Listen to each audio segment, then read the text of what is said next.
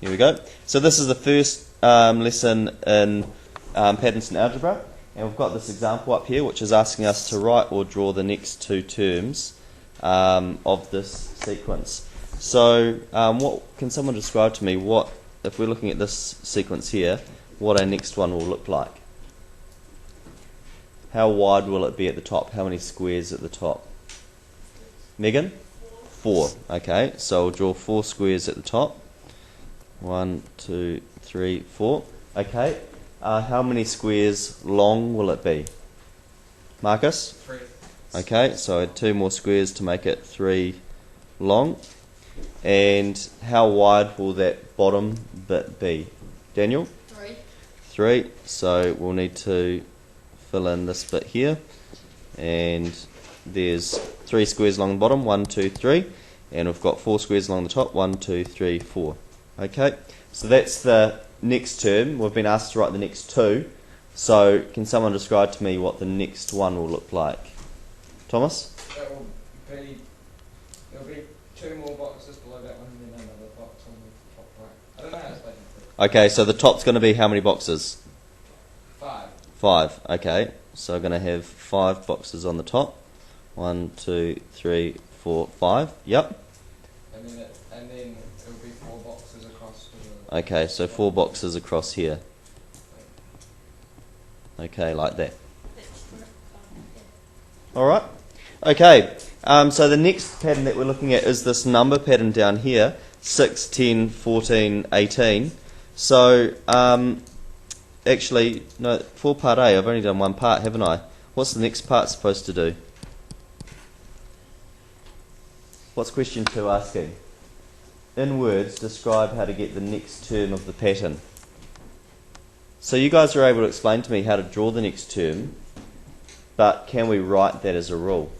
Megan? Is it to add 1 to the top? Okay, so add 1 square to the top row. Or it could be... Yep, 1 square and? to each- We haven't finished our rule yet. It could Thomas? be add 1 square to each row. That would do it, wouldn't it? Yeah. Yeah, so maybe we'll say that. Add 1 square to each row.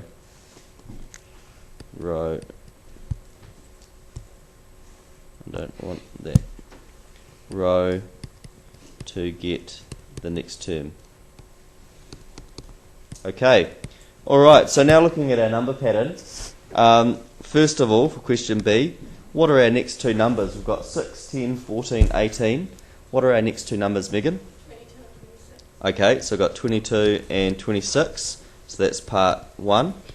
And how would we explain that rule? Daniel?